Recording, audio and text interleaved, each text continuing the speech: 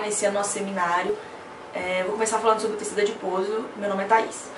Então, o tecido adiposo é constituído por adipócitos, que são células de gordura, as quais armazenam energia na forma de lipídios. São triglicerídeos e a mais complexa gordura. Esse tecido é encontrado sob a derme, que é a camada mais profunda da nossa pele, e que resulta na formação da chamada hipoderme, que é a região de armazenamento das calorias. É o maior órgão de reserva energética do organismo, regulado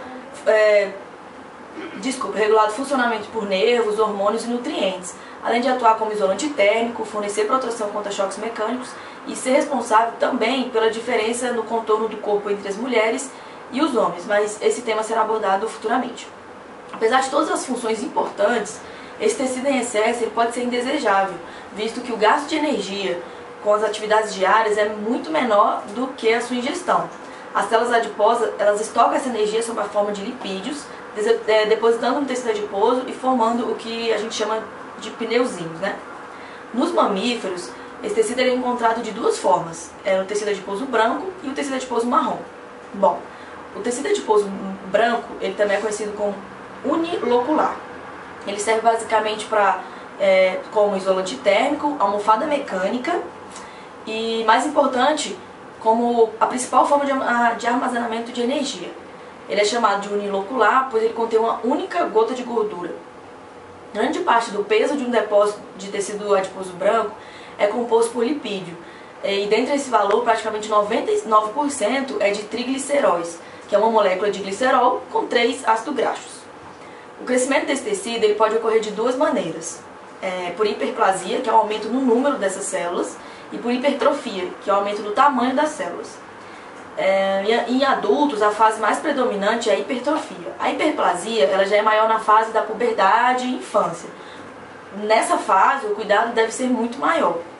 Isso se deve ao fato de também ser muito mais difícil um adulto perder peso, justamente por ter um número maior de células que tem essa preocupação de murchar. No ser humano é encontrado na região subcutânea, logo abaixo da pele, e pode sofrer variação de acordo com a idade e o sexo do indivíduo. Por exemplo, no homem, as principais regiões são a nuca, músculos do tríceps e deltoide, região lombosacral e nádegas. Já nas mulheres, a gordura subcutânea é em maior proporção no peito, nádegas, região anterior e lateral do quadril. É possível observar a maior diferença com o avanço da idade, que, como eu já falei, a gente vai falar sobre isso futuramente. Existe também o outro tecido, que é o tecido adiposo marrom, também conhecido como multilocular. A principal característica desse tecido é a presença de diversas gotículas lipídicas, justamente por isso que ela é chamada de multilocular. O tecido adiposo marrom ele tem uma função especial, que ela é relacionada com a produção e a manutenção da temperatura corporal, que a gente chama de termogênese. Como a gente já gravou um vídeo sobre a termogênese, que está postado no blog, eu vou adiante.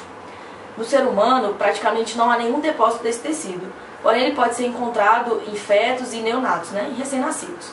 Os principais depósitos estão na região cervical posterior, axilar, suprailíaca e em menor quantidade nas áreas interescapular, intercostal, abdominal anterior e reto pubiana. Isso vai de acordo com o crescimento do indivíduo. De acordo com esse crescimento, ocorre a substituição desse tecido adiposo branco desse tecido adiposo marrom pelo tecido adiposo branco. A grande quantidade de mitocôndrias em suas células faz com que tenha a capacidade incomum de gerar calor pela oxidação dos ácidos graxos. Em mamíferos recém-nascidos e jovens, esse tecido é encontrado em praticamente todas as espécies, sendo de suma importância para a regulação da temperatura corporal, já que esses são incapazes de tremer e eles dependem do tecido adiposo marrom. O que acontece? Quando expostos ao frio, há um aumento da liberação de norepinefrina nos terminais nervosos simpáticos, que inervam o tecido adiposo. Ela liga-se aos receptores adrenérgicos nas células adiposas, levando assim ao aumento do metabolismo do ácido graxo e ativando o tecido adiposo marrom.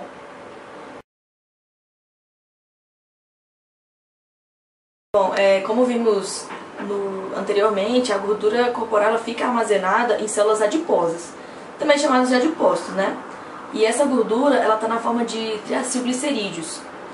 Essas células elas comportam determinada quantidade de gordura e quando a sua capacidade de massa é excedida, uma nova célula é criada a fim de secretar esse excesso. E é por esse motivo que há um aumento do peso e o acúmulo dessa gordura. Porque se a ingestão de carboidratos, gorduras e calorias for muito maior do que a necessidade do corpo, o que sobrar vai ficar estocado. Então, a lipólise ela é justamente a queima dessa gordura corporal, e a principal forma da gente promover esse processo é praticando atividade física, seja de forma aeróbica ou até mesmo musculação. E eu vou explicar mais detalhadamente como que ocorre essa lipólise.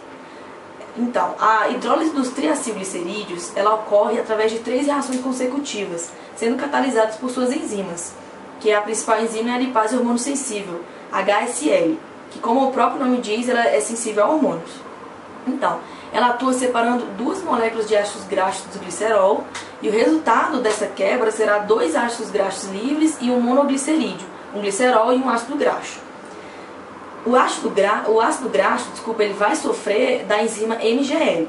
E dessa forma, o resultado final da lipólise será 3 ácidos graxos livres e um glicerol. É importante ressaltar que a HSL ela é responsável pela velocidade desse processo.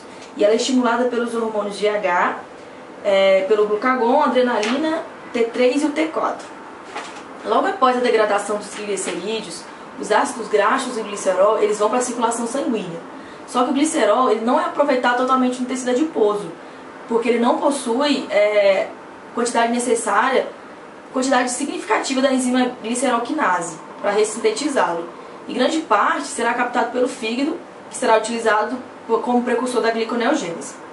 Então, os ácidos graxos livres que foram liberados na circulação sanguínea pelo plasma sanguíneo, associados à albumina, que é a principal proteína do sangue, quando eles entram nos hepatócitos, serão ativados com ATP e CoA para formar acil-CoA. O acil-CoA entrará em uma via cíclica de 4 reações, e em cada ciclo, o acil-CoA perde 2 carbonos na forma de acetil-CoA. A oxidação do acil-CoA, produzindo acetil-CoA, é a chamada de beta-oxidação, e ela ocorre na matriz mitocondrial. O acetil-CoA ele vai entrar no ciclo cítrico, que é o chamado ciclo de Krebs, formando o NADH e o FADH2. Que serão transferidos para a cadeia de transporte dos elétrons e que finalmente vai gerar o ATP. No total, serão gerados 131 ATPs após a degradação completa da cadeia respiratória. Bem, a albumina, que foi associada aos ácidos graxos, vai transportá-los até os músculos.